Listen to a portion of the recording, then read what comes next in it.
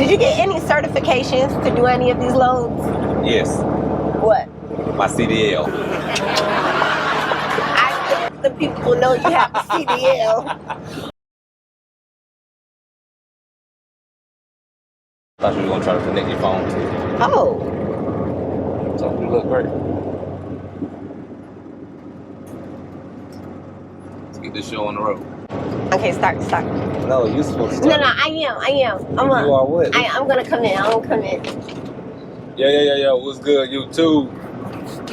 Alright, man, by now you ought to know what the video about, man. We How they gonna know what the video's about? the thumbnail. Okay. Oh, I forgot. By now y'all already know what the video is about, man. So if you click on this video, you know that the purpose of this video is us coming to y'all showing appreciation. We want to show y'all that we appreciate the subscribers and the watch time. We finally got our 4,000 hours of watch time. Y'all, we got way more than 4,000 hours, so y'all really be watching. Them 30-minute videos, I didn't think y'all was going to be really watching it like that, because my attention span don't even go that long. You but can't do 8 minutes. Yeah, 8 minutes, and I'm clocking out. But we surpassed our 4,000 hours a couple of days ago now, and the numbers for subs has gone up every day. Like, yeah, y'all really rocking with us. Y'all really tapping in, and man, we appreciate it, and we want y'all to keep tuning in, keep tapping in, keep asking questions, keep dropping video ideas, so we can keep banging out this content. But today, my girl want to do a video. What's the video you want to do about the? I just want you to give them a little bit of background on, you know, who you are and why did you get into this field, and just pretty much thank them and answer any questions that they've been dropping in your comments. So let me tell you what she did, y'all. She done went through all my comments and she came up with a list of questions that y'all been asking. So that's what we're gonna do. We're gonna answer these questions, and I guess this is my introduction to YouTube. Yeah. So pretty much, let's start this off by telling the people how you got into trucking. Like, what inspired you to go down this path? I didn't want to be in trucking. Never wanted to drive a truck. Like, ever. I wanted to invest in it and make money off of it. And that's the route that I tried to take, and it didn't go right.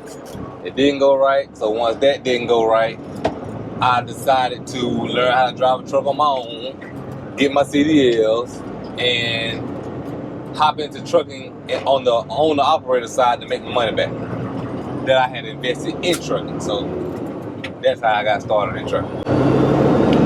Can you tell us a little bit about your past experience when you first started trucking, and what did you learn from it to help you now? When I first started trucking, it's like when I first started trucking, I was so against it. But I was still trying to make it work because I'm a positive person. So I was doing over-the-road trucking. Yeah, I remember we went to Canada. Yeah, we went to Canada. So I was doing OTR trucking. But I had one bad experience that was the icing on the cake. What? So for the first 3 months when I was in trucking, I kept getting breakdown after breakdown. Remember me and you broke down in Virginia? Man, we had a couple of breakdowns in a lot of places. Right. So I had getting breakdown after breakdown after breakdown, driving with the company I was driving with, and I was getting frustrated. So this last breakdown I had, you weren't with me. I was in New Jersey on the turnpike, and I was getting off of my exit to go to a shipper to get loaded. I pulled in the driveway of the shipper, got out the truck, went in, told them what I'm here to pick up and all that. Got back in the truck, put it in gear, proceeded to go to my dock. Put the truck in gear, the truck wouldn't move. So I'm tripping. I'm like, what the hell going on? I get out the truck, look around the truck. My passenger side tire was turned this way. My driver's side tire was turned that way. Like my truck had 2 left feet. So when I was trying to go, I couldn't go because the damn tires, and it hit me, like my mind started thinking like, well, this would have happened when I was on the interstate. I had just got off of the turnpike. So that scared me. That scared me straight. And I was like, man, I called the people that I was running with. They got somebody to come fix the truck. And I don't even think I picked that load up. I came straight home. I was like, it's over with. This ain't for me. I want to do something local. That's what I told the people I was running with. I want to do something more local, because being out here breaking down, I ain't like it. So at that point, they told me they ain't had nothing local. So I was like, cool. I just go back to my last job and I quit trucking. 3 months in, 3 months after having my CDLs, I quit.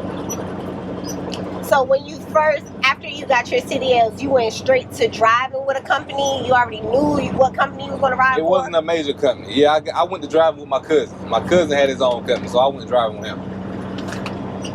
Okay. So you said that you quit trucking and went back to your normal job that you had? I quit trucking and I went back to a warehouse.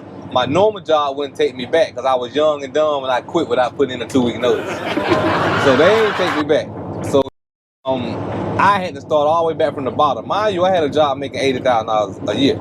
I had to start all the way back from the bottom, making $12 an hour, and I got a better job until I was back making $80,000 a year. And the whole time you was doing that, did you think you was gonna go back to trucking?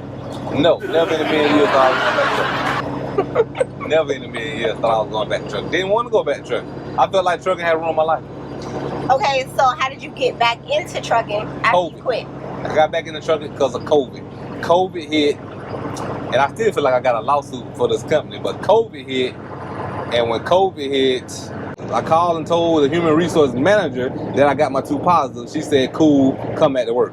Went back to work. The human resource assistant manager called me to the office and asked me, did I take 2 tests or 3 tests? I said, I took 2 tests. He said, well, the policy changed while you were out and you're supposed to take 3 tests. I said, I never received a 3rd test. He said, okay, cool.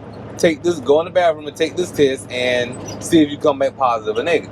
So I went in the bathroom, took the test, I came back negative. He said, all right, cool, everything fine, go back to work and everything will be good. The next day I got a call from corporate. They called me and told me not to come back to work because I came to work without getting 3 positives. So they suspended me. So now I'm on suspension. I was on suspension for like 3 days. And one Friday, the human resource manager called me apologizing and she's sorry, it's out of her hands and nothing she can do with it. But they terminated me because I came back to work with only having 2 positives instead of 3 positives. Which is crazy. And when he says positives, y'all, he really means negatives. His test came back negative. I've been saying it back. Yes. Because now you're telling the people you were positive for COVID. Come on, girl. But Come on. so after you got fired from the job because of COVID, you just hopped right back into trucking? Like, it was an easy transition? My cousin still had trucks. He still had trucks. He was still running trucks. So he called me. Matter of fact, I was with, we had fell out. We had got pissed off with each other about this whole trucking thing. So we was trying to rekindle that little cousin bond that we had. So I was with him the day she called me and told me I was fired. We was at Red Lobster. And she called me and told me that. And I said, cuz these motherfuckers, cuz they just fired me. He like, huh? And I told him the whole spiel. He like, man, don't even worry about it. I'm about to go buy a new truck right now. You can drive. So me and him went to Virginia and got that new truck. And I started back trucking. How long were you driving with your cousin before you went ahead and opened up your own authority? 6 months. 9 months. Either 6 or 9 months. 1 or 2. 6 or 9 months. I drove, saved up my money. And I'm going to tell y'all a game that got me prepared to be an owner operator is when I was driving his trucks, I started paying for my own fuel. Meaning, when my paychecks was coming, okay, I started paying for my own fuel out of pocket, and he was reimbursing me for the fuel on my paycheck. So instead of me, because sometimes you know those gas cards, they be locked. You have to call and get them unlocked. The gas cards can be tricky. So I didn't feel like waiting on that. So I would use my cash to pay for fuel. And then at the end of the week, I send in all my receipts. So when I get my paycheck, they just give my money back on my paycheck. But you did more than just that to help prepare yourself. Yeah, you were paying for your own fuel, but like say you had a breakdown, you were not calling anybody to come and help you with the breakdown or your tire messed up. Like you was really doing things on your own for a long time with the truck. Right. Because Lord knows when we started this authority, it wasn't any time to learn. It was like we just jumped into it after 6 months. But yeah, that process, I want to say, didn't go as smooth, but it went as smooth as possible for 2 people that never did it before. Yeah, it went good. Yeah. So when we started the trucking authority, of course, our name is No Days Off Logistics. Where exactly did No Days come from? What does that mean to you? No Days Off. No Days Off. No Days Off came about when I was into bodybuilding. When I was 19 years old, I first realized I wanted to be a bodybuilder. So I got on YouTube and I started watching YouTube videos and started watching other bodybuilders, and they were telling me, like, they were saying that this has to be a lifestyle. If you want to look a certain way, there's got to be a lifestyle. Like, and when I heard there's got to be a lifestyle, it immediately sucked into me, no days off. Like, and when I say no days off, I don't mean like you got to work out every single day, you got to eat right every single day, but it's one or the other. Because you're not telling the people to not take a rest or take a break. Yeah, like, that's still a part of no days off. Like, right. You need the rest day to recuperate. You need those mental health check-ins with yourself. Like, you always have to spend time to better yourself every single day of the week. You can't take a day off from that. And then, see, that's just how no days off got incorporated into my mind. But as it progressed, as I got older, I started to realize if you want to be successful in life, you can't take no days off. Mm-hmm. Like, if you want to be a successful father, a successful husband, a successful businessman, whatever you want to be in life, you can't take days off from it. Like, you got to practice that every single day. You're going to have bad moments. You're not going to necessarily have a bad day. You're going to have bad moments. So one day I don't go to the gym. Okay, I didn't make it to go to the gym this day, but my son called me with an issue and I helped him through that issue because I'm a good father. Yeah. So no days off. It all goes together. Well, with the mindset of having no days off, how do you relate that to trucking? For example, nothing goes right in trucking how you expect it to go. You think your day is going to be easy as you get this load, you're going to drop it off and you keep moving. But what happens when you go drop that load off and you're sitting at the dock for 12 hours and you miss the next load that you're supposed to do after that? How do you keep a positive mindset to not want to just put trucking down? Because I made $300,000 in a year. Like, it's really, I don't have a degree. I have a lot of skills, but I don't have a degree in anything to where I can go get a job at this place and make $300,000. Yeah. So, in most careers in today's world are not going to pay you a $300,000 salary anyway. Mm-hmm. So it's like the money is the motivation to keep going. But like in this trucking, I've learned so many different lanes to where if one lane don't work, I can get in another lane. And that's how I implemented no days off the trucking, because no lane is consistent with work 365 days a year. Yeah. So I've learned how to do multiple lanes: dry van, flatbed, step deck, lowboy, hopper bottom, chip trailer.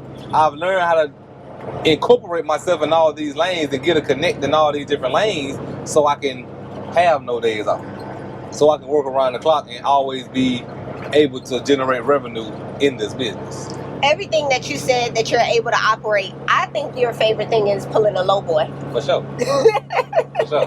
But I think that's crazy because you do so much manual labor with a lowboy. I would think sitting in the air conditioner doing the walking floor trailer would be better. That's how you get fat. That's how you get fat. Like, that's how you get fat when you sit in the truck all day bumping dogs. I ain't got time for that. Like, I like to move.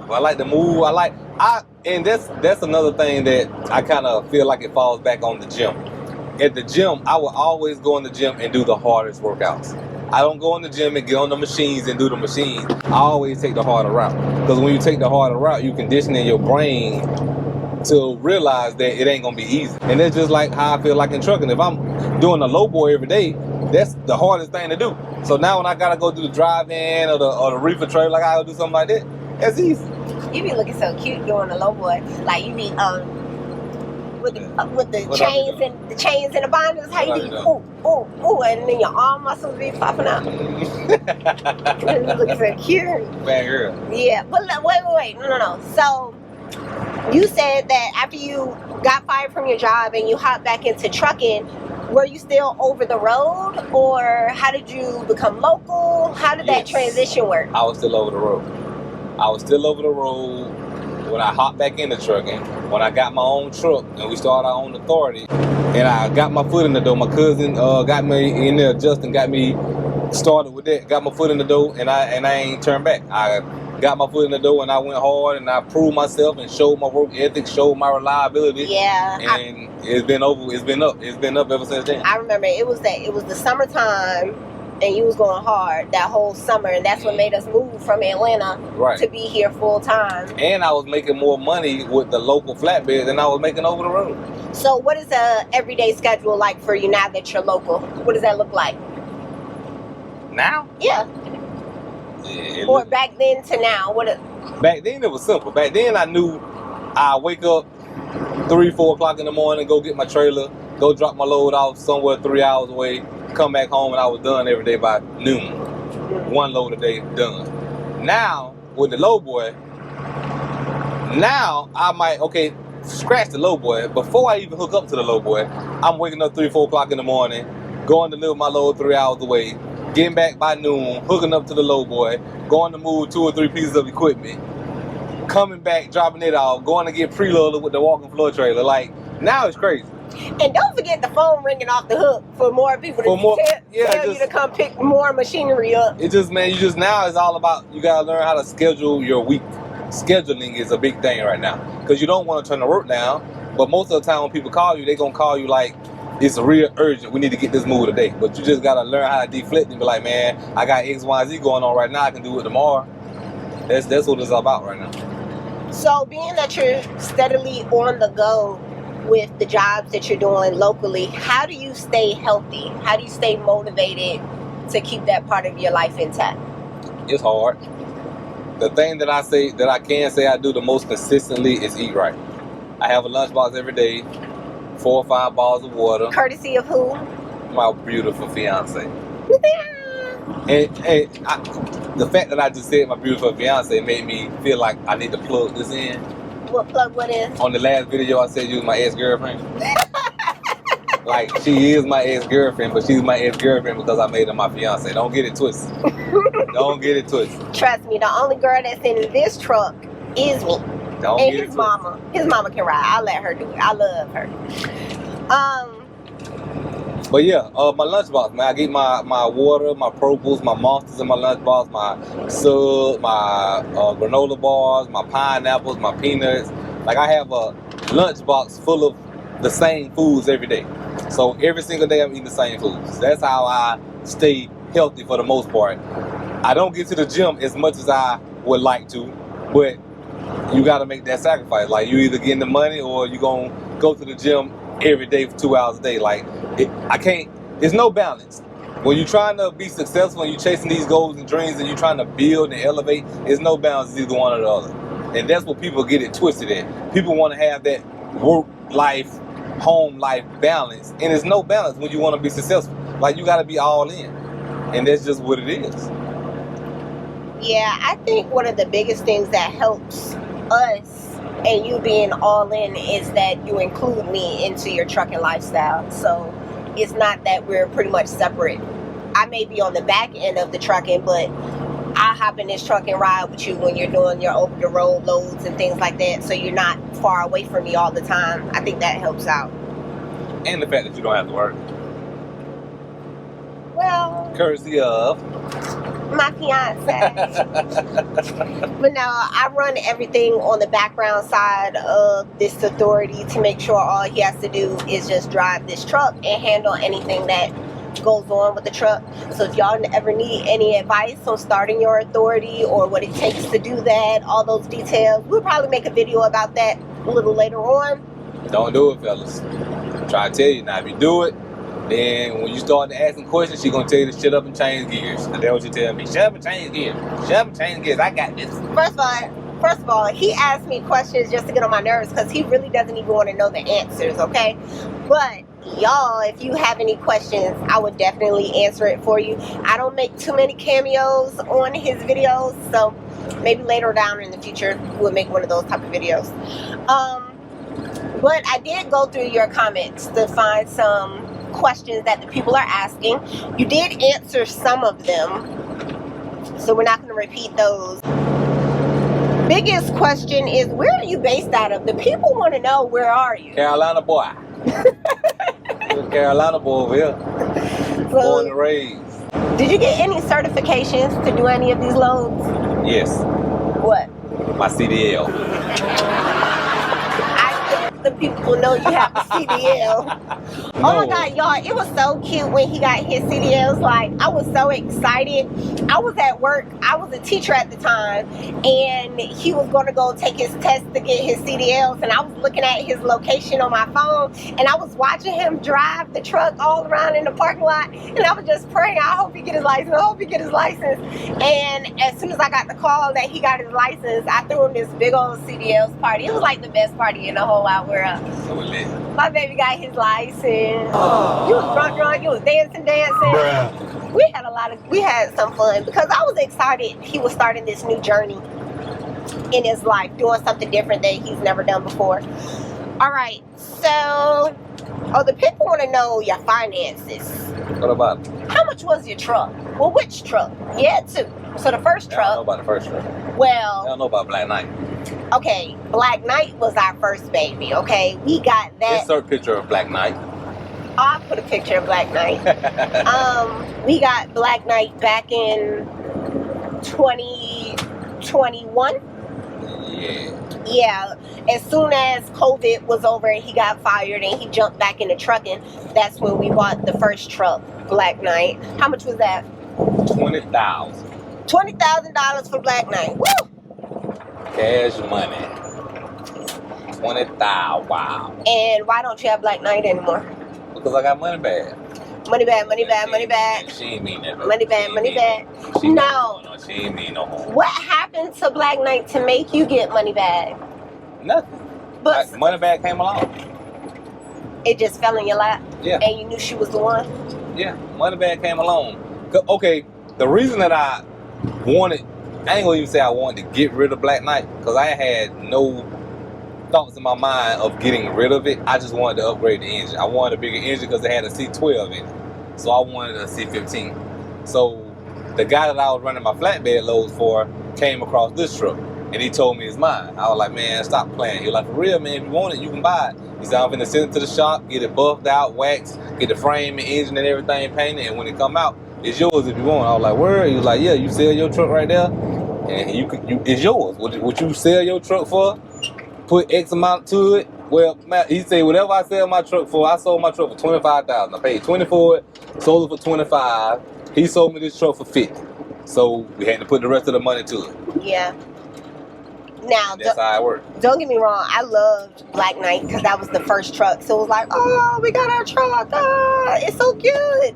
But when I was riding with you, man, this seat would rattle. I was getting nauseous. I felt like I was on a roller coaster. Black Knight was a freight shaker. It was a freight shaker classic, 1999. But then I was scared, like, okay, you're going to trade in that truck for this one. What if this one is worse than that one? But right. This ride like a Cadillac. I love Money Bag. Money Bag don't cause any problems. We've been good since we got this one. And that's been since what, 2022? 2022 till now. And money. No. We got Money Bag in 2021. We got Money Bag and Black Knight the same. Yeah, same year. Yeah, the same year. Yeah. Because I remember with the IRP account. Yeah, it was like 6 months apart. Right. But Moneybag been riding smooth. Yeah, it has its issues, but that's like one time a year, okay? One time a year, it has to get some serious maintenance. But other than that, Moneybag is where it needs to be. I never want to get rid of this one. If we get another truck, it has to be in addition. Facts. Yeah, I don't want to let this one go. All right, so now deeper into finances. They want to know how much is your truck payment if you have a truck payment. Cashed out, no truck payment. How much is your insurance? For the trucking company, insurance, cargo, all that, $1,500 a month. Very, very, very, very expensive. But I like to go fast, got a few speed tickets, so it is what it is. Y'all, first of all, the first year that we started with our own insurance, it was like $2,200 a month. 26. 26? It was more than our rent. It was $2,600 a month for a whole year. No, I think you got it backwards, baby. Our rent was $2,600. Want to make a bet? Yeah. How much? It was like $2,200. I bet you. Our rent was $2,600. And our insurance was more than our rent. Y'all, when I tell you I'm so happy we moved to Carolina, we was really paying $2,600 in rent in Atlanta. Because our rent was $2,400. Okay, we're going to insert pictures to see who is right, okay? Whether it's me or him. But So our truck payment was $2,000 something. The second year, our Truck payment? No, you mean insurance payment? Oh yeah. Insurance payment was like $2,200, something like that. And then the second year, it went down to about $1,500-$1,600. And now this current year is going to go down again, not by a lot, by some pennies, but that's where we are. The market is crazy when it comes to insurance. But with that being said, how much money do you actually earn a month? Like, people want to know. What you coming home with? What are you making? It depends on the month, to be real. Like, it depends on what's going on. Okay, so let me see. Put it in perspective for y'all. Starting this year, January was a slow month. Of course, holidays and everything. Everybody getting back to work. January, we did like $20,000 a month. Gross $20,000 a month in January. February, March, April, May, and June. June might be in there, June might not be in there, but for sure, February, March, April, and May, I did $35,000, $36,000 a month, every month, like clockwork. Mind you, I don't run a ELD. So those were 4-hour nights of sleep, 3 hours nights of sleep. The feds may be watching. But I'm local though, so you ain't really on no clock when you local, but I just need to let them know that you ain't making this type of money when you run the clock. Like, it ain't. It's not possible because the clock is in the way. The clock is preventing you from really getting to this bag. But when you're local, you got more leverage because you're doing a time sheet. Or when you're running paper laws, you got more leverage because you finessing the laws to make it look like what you want it to look like. Yeah, I think your lowest month, I want to say, was $18,000. Was the lowest month you ever had, gross. Now, to make sure you're making the money that you want to make, the people want to know, how much do you price your rates for a heavy haul? Do you do it by the hour, or is there a flat rate? How do you? Like I said, man, most of my loads for heavy haul are local. When I say local, that means going 40 to 60 miles. So 40 to 60 miles, I really do a minimum. So if it's going to be, I don't care if it's 10 miles. My minimum is $400. If you calling me, you want me to move this load 10 miles, I got a $400 minimum. That's just the minimum. But after that $400 minimum, it's $200 an hour. And depending on what I'm hauling, it might be $200 an hour and $6-7 a mile. Like, both of them combined. Because it gets tricky with the heavy haul. Like, depending on how, like, if it's a super load, it's gonna be more than $200 an hour because it's a super load. Like, I ain't finna haul no super load. I gotta get permits and all that stuff. Super load's gonna go up. You get your own permits? My company get my permits. Your company gets your permits? Yeah, the back end. Also known as me, okay? But that's actually another question that people wanted to know. Is it easy getting permits? Oh, yeah, it ain't that too. You just call somebody and they do it? Yeah. But about that, permits can be easy to get because you can call the third parties to get your permits for you, but they charge you an arm and a leg to get your permits. What's an arm and a leg? Give an example. Like, if you call South Carolina, you want an oversized permit. If I call J.J. Keller or one of those type of companies, they can charge me like $200 to get a permit, $160 to get a permit. And how much does that permit actually cost if you call the South $30, $32, $56, $67. The highest permit that I've ever gotten was $71? No, it was $100, and that's out of Virginia, I want to say. Oh yeah, Virginia be taxed. Yeah, it was $100 and something. But other than that, these permits are not that expensive. Once you know how to do it yourself, you literally can get a permit like this. It's as easy as going on the DOT site and getting your own permits. Don't let the people take all y'all money, because this whole industry is wrapped up in taking truckers' money in every way possible. Like, it's ridiculous. All the taxes y'all got. You know what? Don't get me started, because that'd be my problem with this. But the people want to know, if they're interested in getting into heavy haul, what do you suggest for them to do? It really depends on what level you're at, where you are right now in trucking. So let's say start from the basics. Let's say you at the dry van level. You're at the dry van level. You've been doing dry van for 2 years. So you got your 2 years of over the road experience. Next thing you need to do is apply for a flatbed company.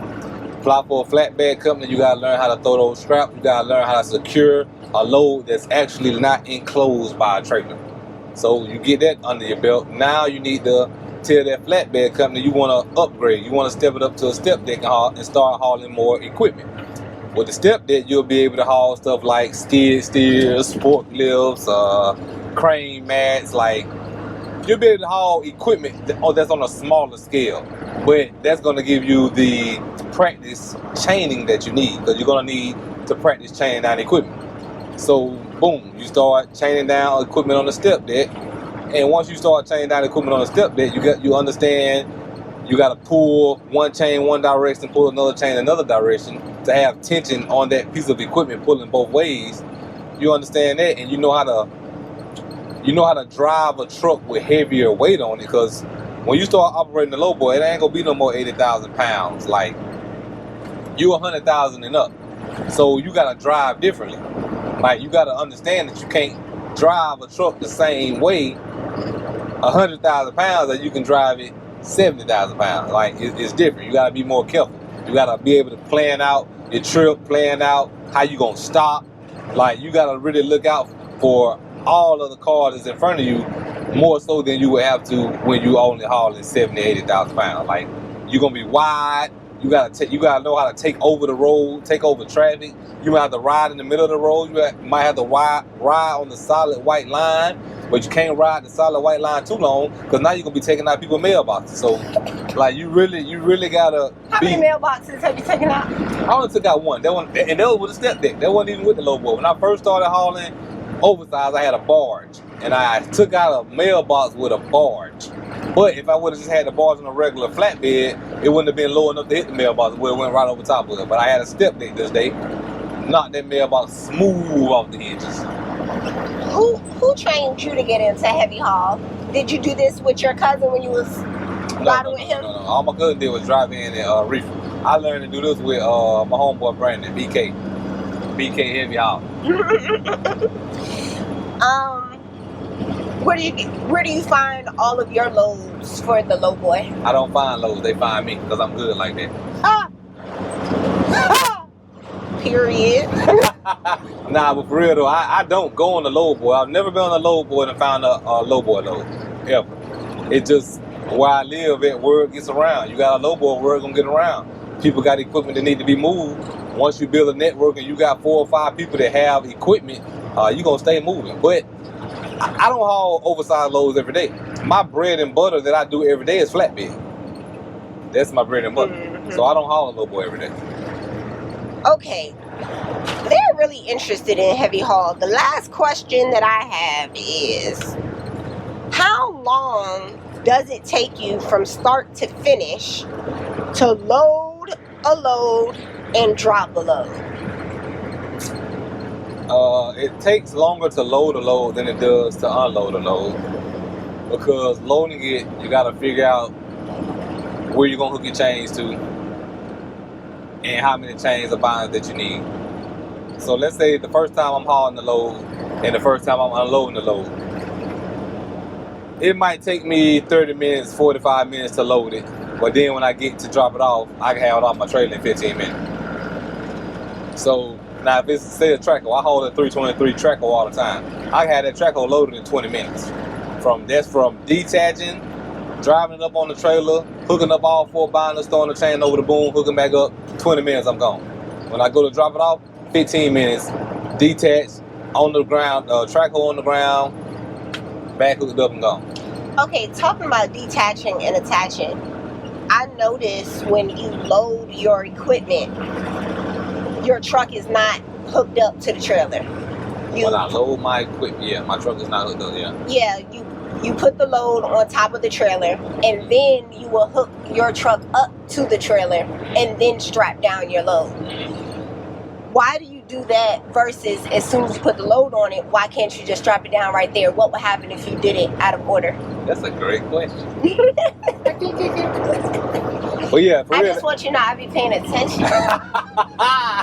That's a good question. The reason that's a good question is because sometimes you'll see people load their equipment on the trailer, then start chaining down. The reason I don't do that is because I did it once, and when I did it, I realized that once you hook back up to that trailer and lift it off the ground, that trailer is gonna flex. So when that trailer flexes, it's gonna loosen your chains up. So now you gotta go back around and tighten all your chains up again. Okay. So if you if you load your trailer, hook back up to your trailer, pick it up, set your ride height, how you gonna ride down the road, then chain it down, you don't have to worry about those chains coming loose. But if you do it the other way, chain it down, hook up to the trailer, then pick it up, you have to go back around all those chains and retighten all of them. Okay. All right, so that's about it with heavy haul. Moving into your truck, money bag. Do you have a 13 speed? Yes. What are the HP torque in rears you're running? I thought an HP was a computer, so what is an HP? Teach me. Horsepower. You're talking about horsepower. I know what horsepower is.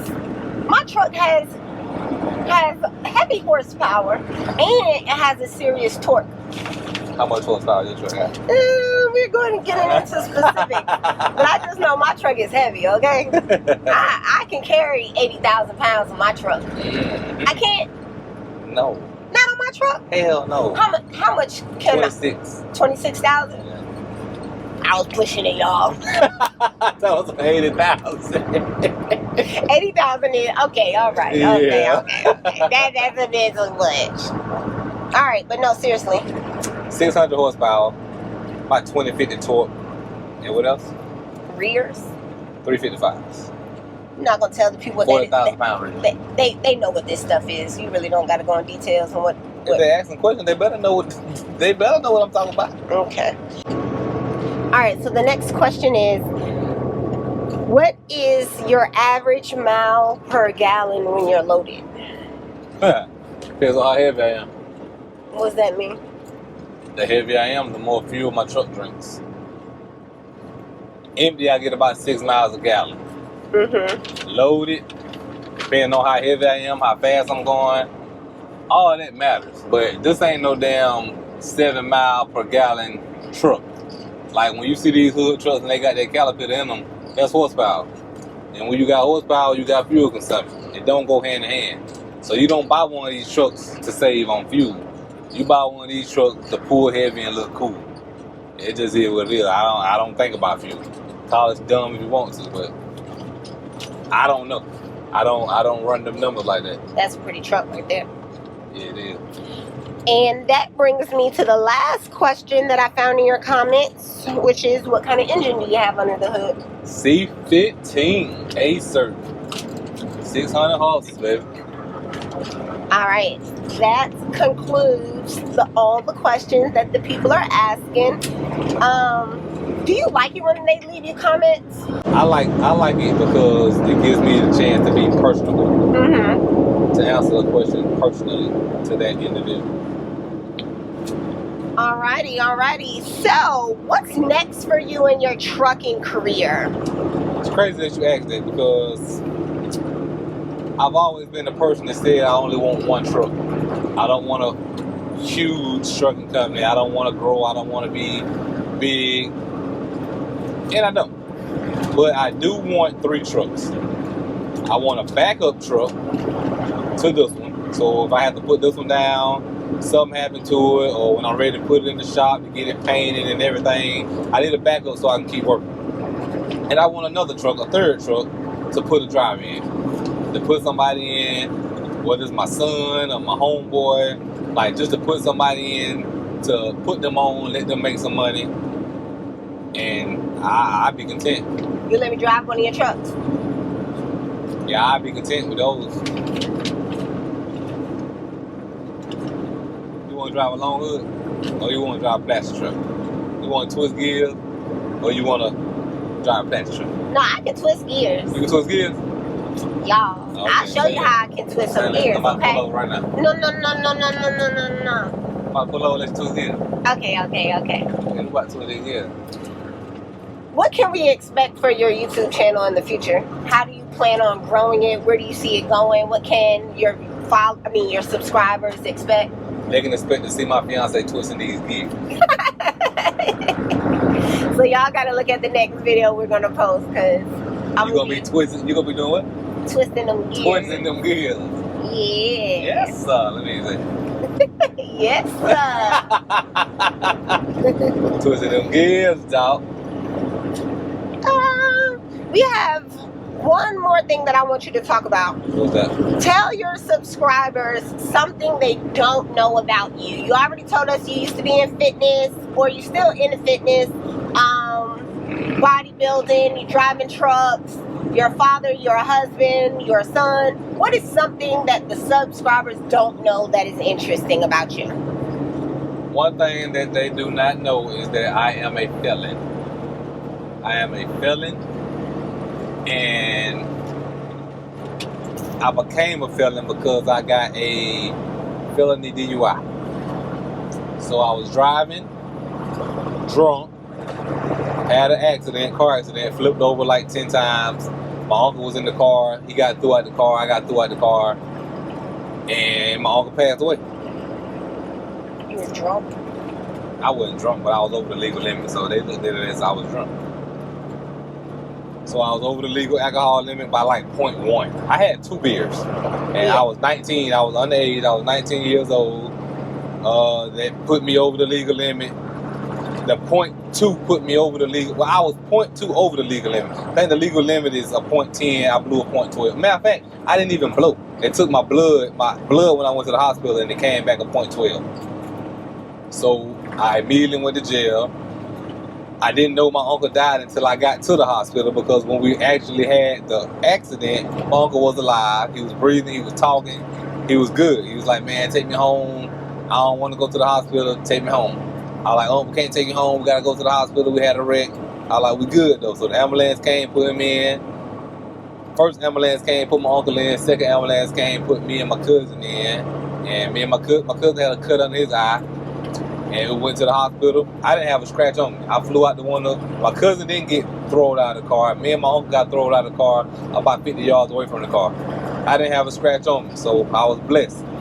And from that day forward, I changed my life, total 360, because God let me know that day that I'm here for a reason. 180. Yeah, total 180. Because God let me know that day that I'm here for a reason. It's not a 180, it's a 360. Because I did a 360 because I was going that way, and I started going that way. What is a 360? All the way around? Yeah. You came back to your same point. Hell no, 180. I'm always right. So yeah, I did a total 180, turned it around, went a different direction, and now I'm here. But saying that, I lost my license for 5 years. I didn't go to jail. I took a plea deal, reckless homicide, and I didn't go to jail. I lost my license for 5 years from the age of 20. On my 21st birthday is when I went to court, and that's when I lost my license. So from 2021 to 2026. No, that ain't right. From you being 21. From me being 21 years old to being 26 years old. So I was turning 21 in what year? They don't need to know the specific years. You're right. You want people to calculate all years. From 2011 to 2016. So from age 21 to age 26, I didn't have any driver's license. So if you got a DUI on your record, if you got a reckless homicide, felony DUI, anything on your record, you can still get your CDLs.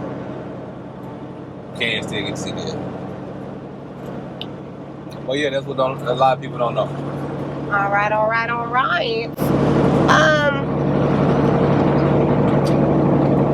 You really let these people in on your life.